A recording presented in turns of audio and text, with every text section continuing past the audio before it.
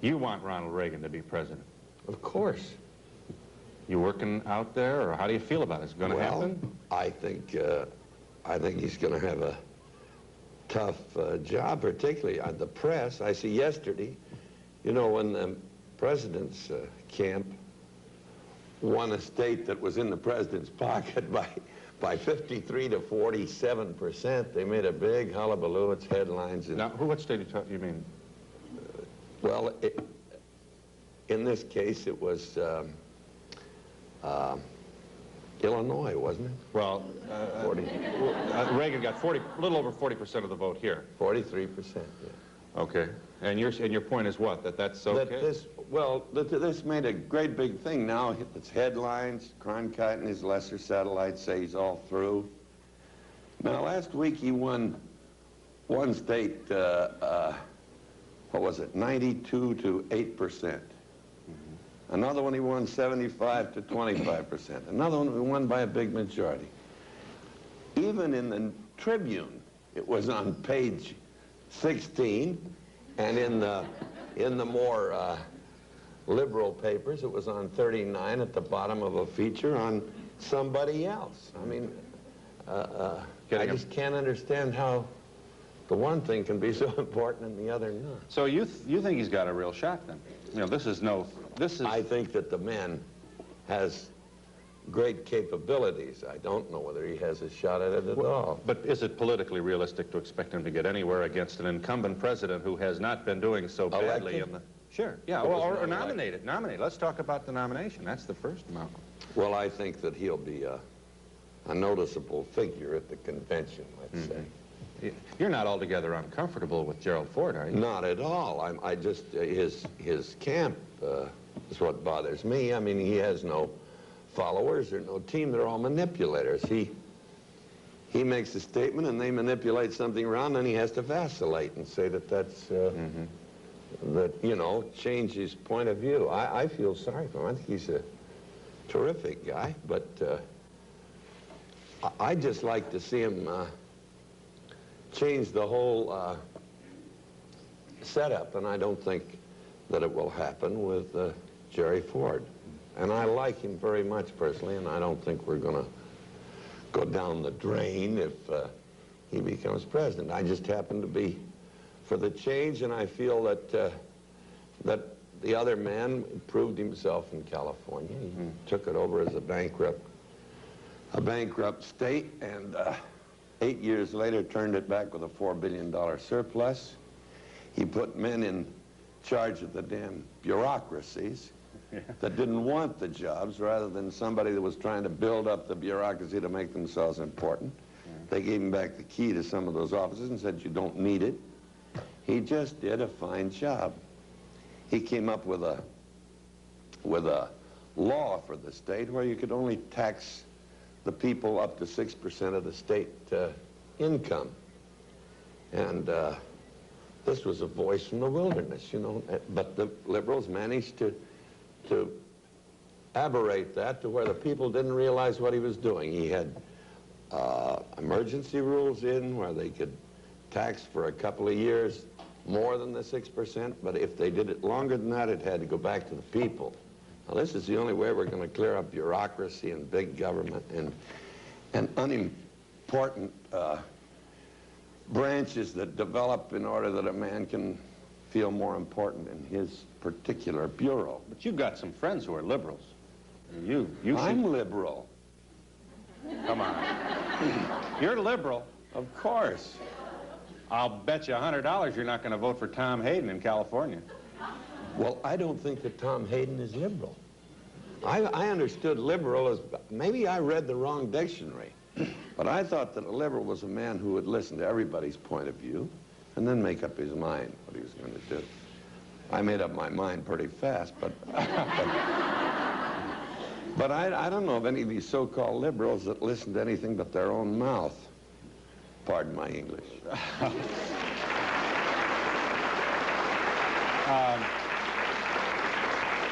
Got 1,000 questions out there. Let me just pick up some of the loose ends here.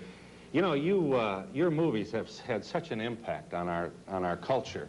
There's You are a kind of a, you know, you're the... Well, I hope the shootist has some kind of an impression on it. I hope enough people go to see it that... That's Jimmy Stewart, Richard Jimmy Boone. Stewart, Orrin Bacall, Richard Boone, Hugh O'Brien, and a young fella named Ron Howard, who I think is as good an actor Now, is this as the I've ever worked with. Happy Days kid? Yeah. He's just wonderful. Duke. I'd be proud to have him be my boy. Duke, I'd be prouder if I was his age and he was my brother. Okay, here's the picture now. I want you to help me out. How do you... All right. That the John Wayne movie conveys simple justice, you know. That's the way you solve problems. And the feeling that you're such a popular guy that out there in America, there are a lot of people that want us to solve problems that way right now, and they're forgetting about the Constitution. Keep writing me letters and telling me that that's what it should be done. Keep talking, and I say, write back and say, well, why don't you guys talk once in a while? You know, I don't want to be the target. You think it's... Do you think about that? That violence is the way to... That's the Well, violence is not that's not it at all. I naturally have, due to the fact that I have been in Westerns, which is our folklore, in which men were fighting against the elements. Very few of them had any trouble where they had to go lie down on a couch. They were too busy staying alive. And naturally, you'd get the impression of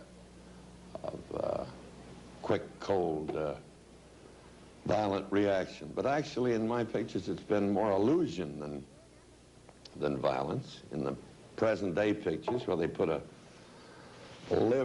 calf's liver on somebody and put an electric charge in there and blow it up in slow motion, naturally, that is a bad taste. That's why I hate the way they've rated pictures, because before, it depended on a man's capabilities, his good taste, and his how far he'd gambled to make a risque picture.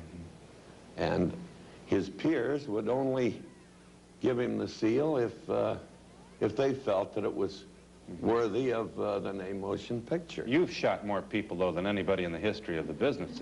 But you've never seen me in the same shot shoot a man. It was a rule then that you could only, you shoot like this and then you cut to the guy taking it. You mean you couldn't have a two-shot of you shooting? Never. Up to, let's say, the days of Valenti, who is now the... You know, they're trying to pass an ordinance in Chicago wherein ultra-violent movies would be reviewed and so on and rated, and young children would not be permitted to see them. What do you think? Well, I don't know if they're going to let them go in and watch not their father and mother, but somebody else's father and mother in bed. I think they ought to let them watch somebody getting hit.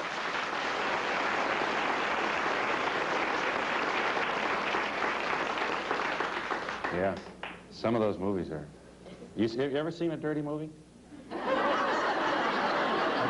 Listen, I saw them in stag shows. Yeah. And they weren't nearly as bad as some of the things that are out today. I try to see them all. One more before No, it's not a spectator sport. I think it's ridiculous. Section 8. Sex is not. You wouldn't... you imagine if I could... Do you realize what you could do to the circulation of a magazine? What?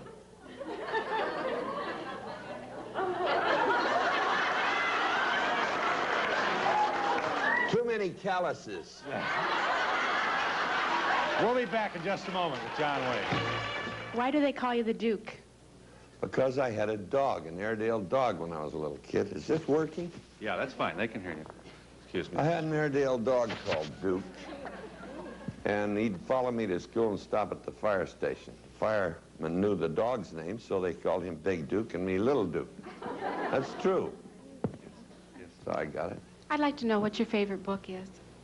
What my favorite book is? Yes, if you do much reading. It's got H-O-L-Y on it.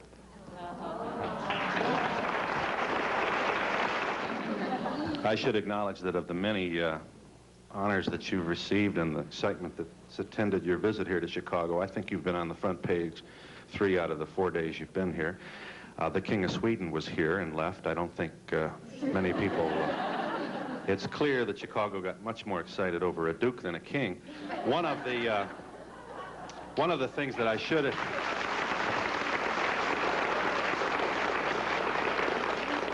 This may be a liberal press, but they're all over you, my friend. Boy, your interviews, pictures... Yeah, they've been great to me, too.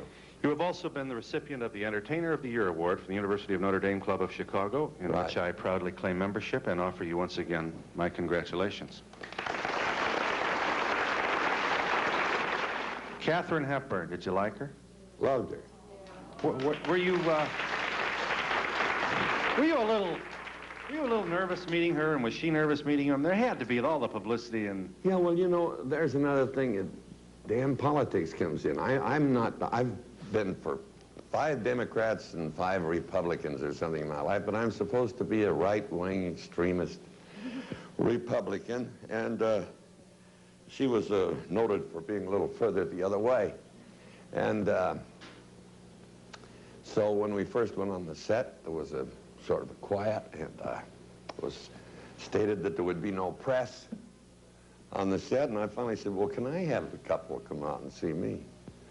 And she relented and said yes. And the first fellow that came out said, well, how is it working with Katharine Hepburn? You know?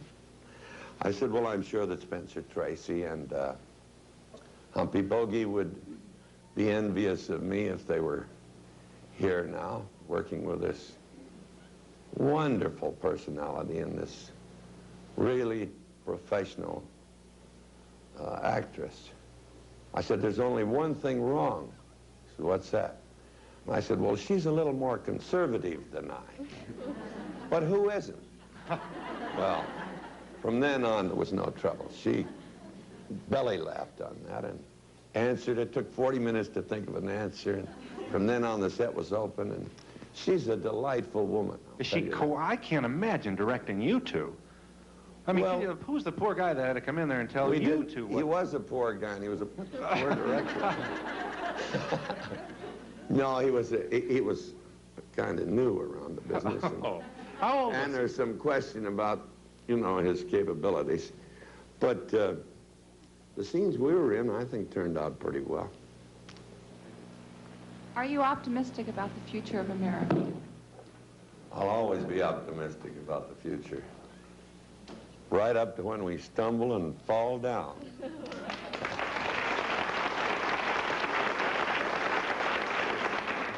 Excuse me, are you actively campaigning for Reagan? Am I what? Actively campaigning for Reagan at the time? Well, I haven't really had the time to actively campaign for him. I guess that's as active a campaigning as I've done so far. But I'm merely stating facts and trying to let you know, when he was put on the air the other day, they wouldn't give him the time until the last minute so that the TV guide wouldn't even be able to tell you what time he was going on.